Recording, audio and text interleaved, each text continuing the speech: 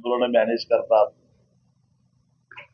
किंवा त्यातून त्यांनी करोडो माया गोळा केलेल्या आहे असं तसं काहीतरी बातमी कोणीतरी टाकलेली. खरं तर खुलासा करायला मी बांधील नाही, परंतु मी पहिल्यांदा कोकणात आलेलो आहे, त्यामुळे सर्वसामान्य शेतकऱ्यांच्या माहितीसाठी म्हणून मी बोलतो. कारण शेतकऱ्यांचं नातं माझं नातं अतिशय जिव्हाळ्याचं राहिलेलं आहे.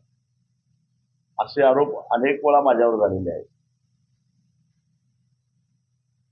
शक्तीपीठ महामार्गाच्या संदर्भामध्ये आमच्या कोल्हापूरचे आमदार राजेश क्षीरसागर यांनीही तसा प्रयत्न केलेला होता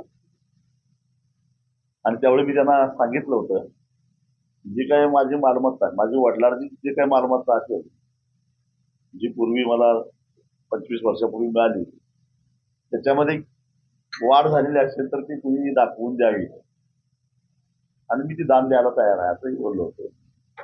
आणि कुठं माझ्या जमिनी आहेत, कुठं अजून काही प्रॉपर्टी आहे, त्या कुणाला तर सापडल्या तर मी त्यालाच बक्षीस द्यायला तयार आहे. म्हणून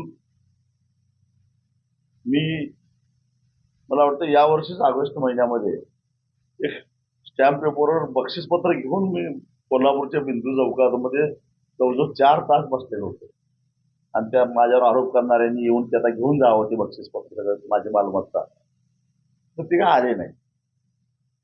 आणि त्यामुळं माझ्यावर आरोप करत असताना विचार करून करावा एवढंच.